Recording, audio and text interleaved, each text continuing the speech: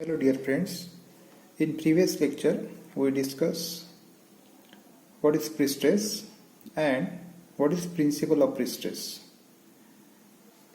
In this lecture we discuss one more numerical on analysis of rectangular beam in case of eccentricity is given in the problem. In previous problem we see that the prestressing force is acting at a longitudinal axis, so eccentricity is 0 in that problem. So here a problem is a prestressed concrete beam 400 mm wide and 600 mm deep has a span of 6 meter if it is subjected to UDL 16 kN per meter including self weight. The prestressing tendon is located 200 mm from soffit. The effective prestress force is 960 kN. Find extreme fiber stress in concrete at midspan. So, what is given data in problem?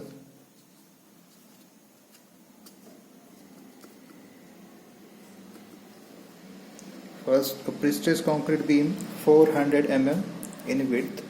So, B equal to, that is width of beam is 400 mm. Then 600 mm deep has a span of 6 meter. So D equal to 600 mm. Span of beam is 6 meter. Hence L equal to 6 meter. That is span of beam.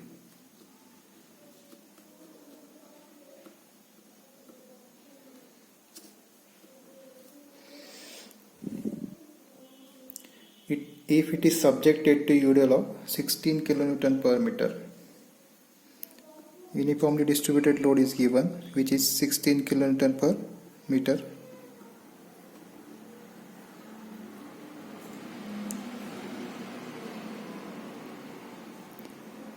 The prestressing tendon is located 200 mm from soffit. So eccentricity is given in this problem.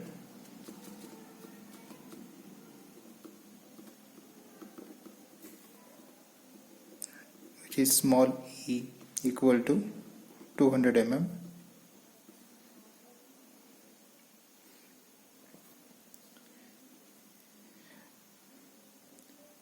The effective prestressing force is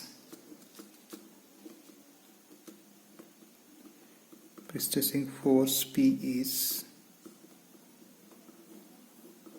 960 kN.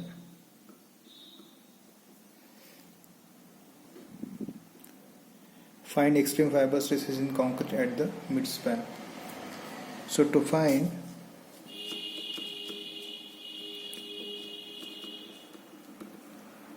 extreme fiber stresses,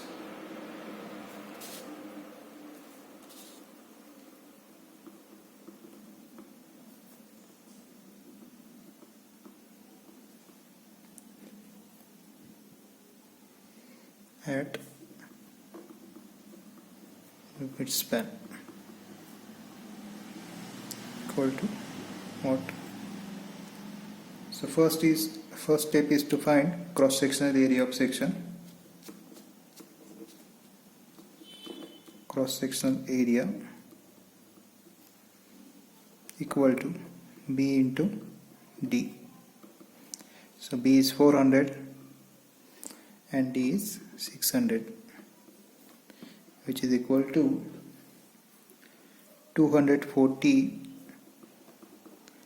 into 10 to the power 3 mm square. Second step is to find distance of centroid, which is y, and y equal to d by 2, or y bar equal to d by 2. So given depth is 600 mm, so 600 divided by 2, which is equal to 300 mm. The next step is to find moment of inertia. Moment of inertia of section. Since given section is rectangular, so moment of inertia is equal to small bd cube by 12. So here again b equal to 400 into 600 cube divided by 12. So I equal to 7.2 into 10 to power 3 mm raised to 4.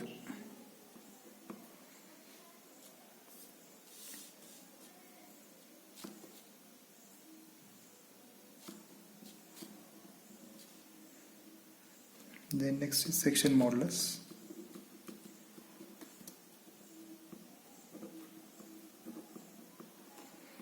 Z is equal to I divided by Y. We find I, that is 7.2 into 10 to power 3, Y equal to 300. So after calculation we get Z is equal to 24 into 10 to the power 6 mm cube.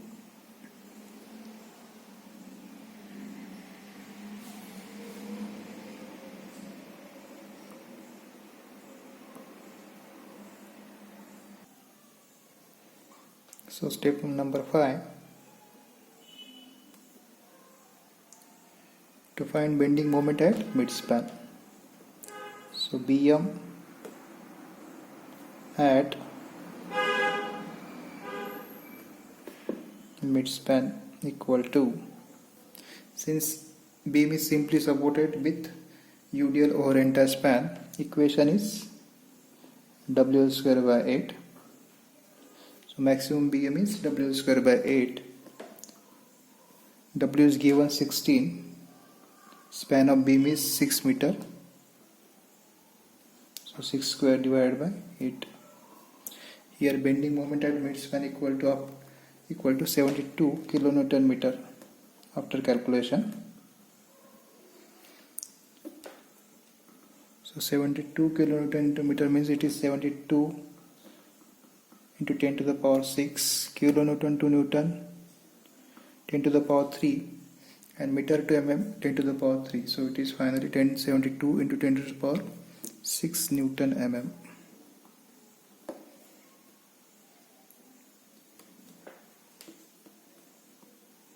Step number 6, to find stresses due to prestressed force. Stresses due to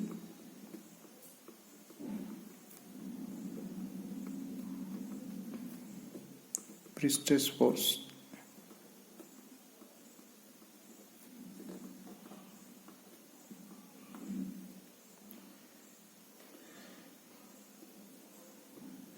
So sigma equal to P by A, or F equal to P by A.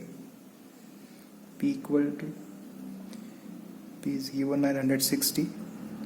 So 960 kilonewton to Newton means 960 into 10 to the power 3 divided by area equal to 240 into 10 to the power 3. So finally after calculation its value is 4 Newton per mm square. Since it is positive, nature is compressive.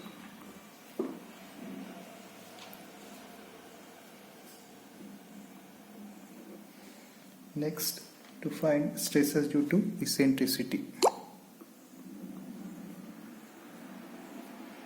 Stresses due to eccentricity.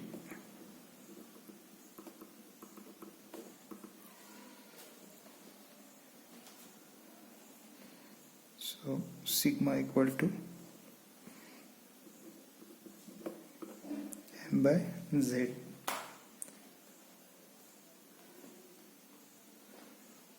So here eccentricity, that is distance from soffit is given, which is 200 mm, means eccentricity is there in given for given section. So m equal to p into e divided by z.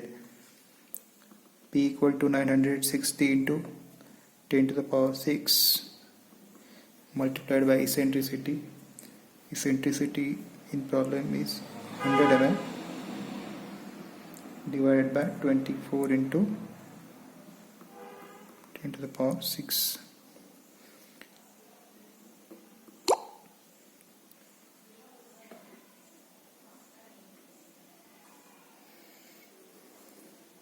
So sigma equal to plus minus 4 Newton per mm square.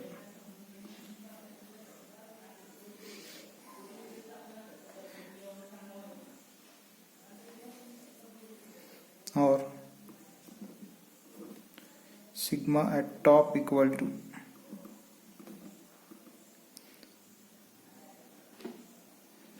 so due to eccentricity, tension is developed at top or created at top. So tension is at top means it is minus 4 Newton per mm square. So here nature is tensile, and at bottom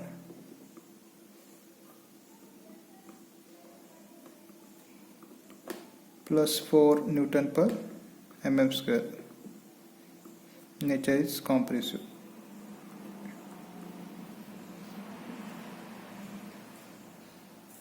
The next step is to find stresses due to loading.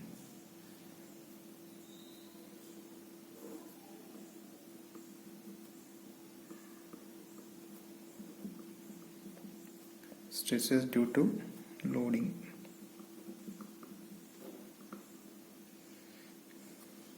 Loading means it is external load as given in problem. At top equation is m by z, so m equal to 72 into 10 to the power 6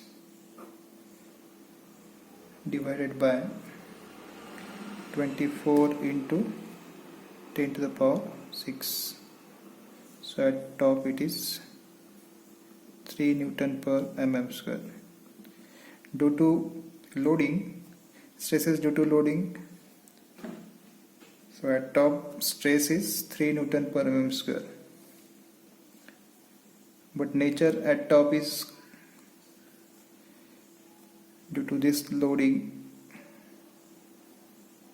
such type of deflection is there in beam. So here compressive stresses are developed at top and tensile stresses are developed at bottom. So for top, nature is compressive, so sign is plus, and in bracket nature, that is compressive. And then at bottom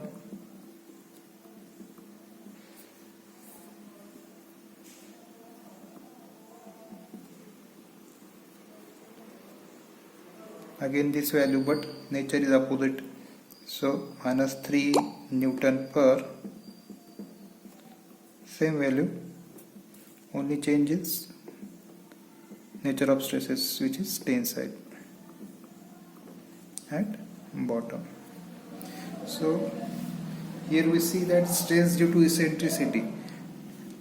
Due to eccentricity, deflection is in this form. So here tension is at top and compression is at bottom.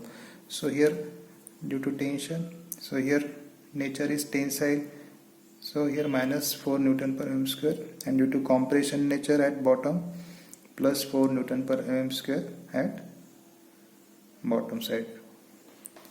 So this is difference between this due to eccentricity and due to external loading. Then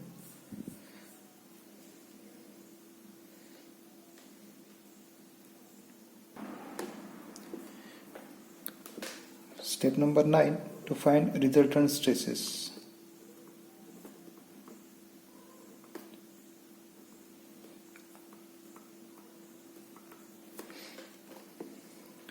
So first at top, first direct stress, that is P by A minus M by Z plus M by Z.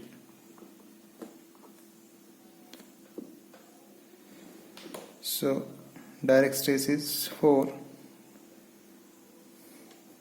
and then due to eccentricity minus 4, and due to loading, that is external loading, plus 3 at top.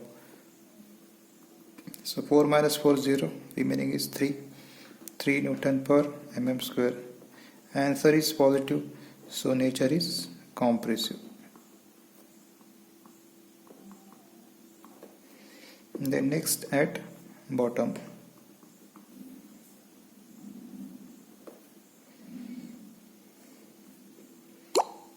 So at bottom again equation is P by A, that is due to direct stress first,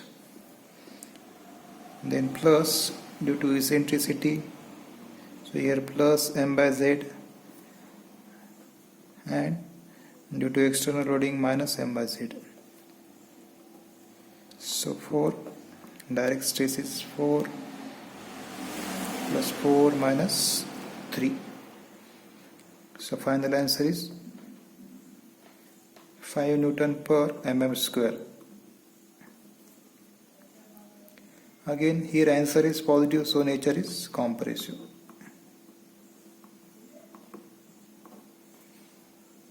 In this way we find the resultant stress at top and bottom. Now after calculation of these resultant stresses, last you must draw a resultant stress diagram. So here first is cross section of beam.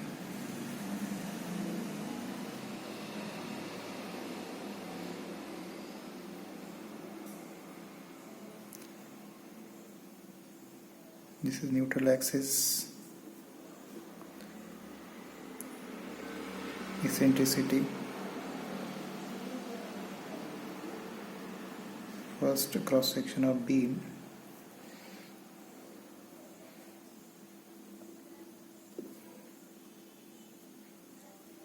first diagram is for direct stress, and that is P by A, so 4 Newton per mm square, 4 Newton per mm square.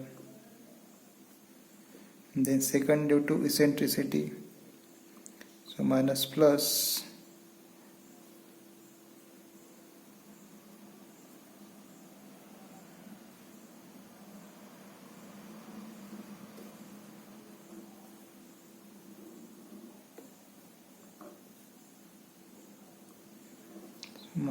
plus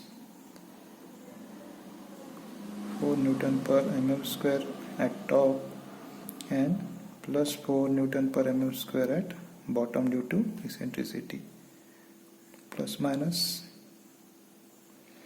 due to external loading, plus 3 at top,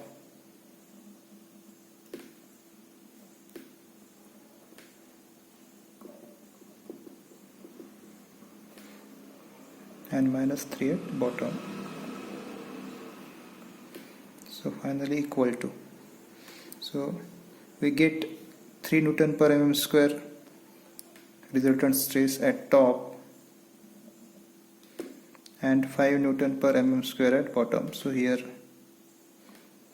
at top 3 Newton per mm square, and at bottom it is 5 Newton per mm square. Nature is positive since compressive stresses.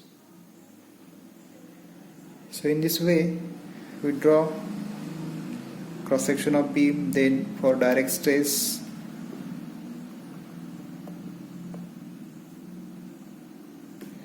due to eccentricity,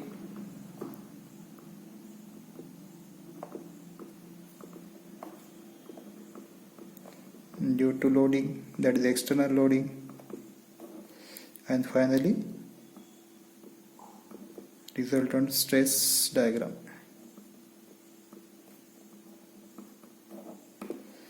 Thank you, friend. Have a good day.